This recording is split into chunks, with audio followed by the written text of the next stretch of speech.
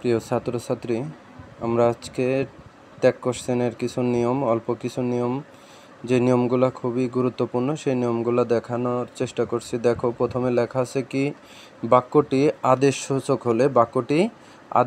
হলে উইলেও বসে। একটি উদাহরণ দেওয়া হয়েছে, ওপেন দ্য বুক। এই যে ওপেন দ্য বুক, এখানে বলা হয়েছে তোমরা ওপেন দ্য বুক, বইটি খোলো, একটি আদেশসূচক বাক্য। এই জন্য এখানে কি বলছে, উইলেও। প্রশ্নবোধক চিহ্ন না দিলে কিন্তু ত্যাগ কোশ্চেনে কাটা যায়।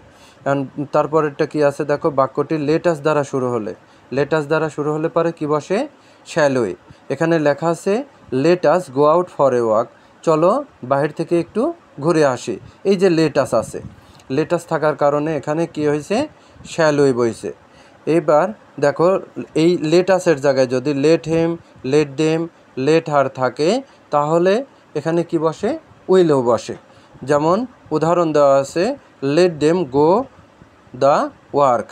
এই দেখো, লেট দেম থাকার কারণে, এই যে এখানে লেট দেম আছে, এর কারণে এখানে কি বইছে, উইলেও বইছে।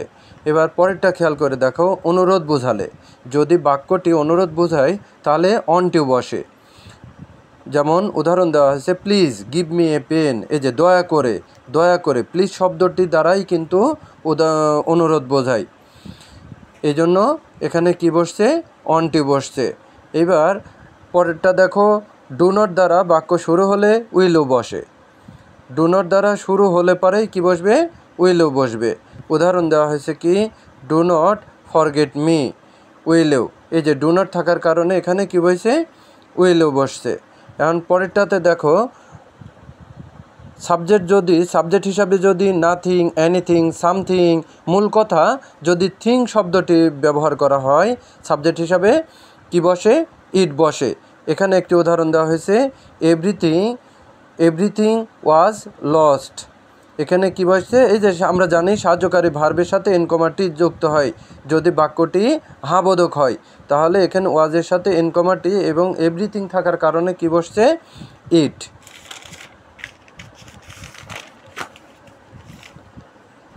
এবার পরে দেখো লেখা আছে, সাবজেক্ট যদি এভরিবডি, সামবডি, সাবজেক্ট হিসাবে যদি এভরিবডি, সামবডি, এনিবডি, মূল কথা বডি থাকলে সাবজেক্ট হিসাবে কি বসবে, দে বসবে। উদাহরণ হিসাবে কি দেওয়া আছে, এভরিবডি লাইকস ফ্লাওয়ার্স।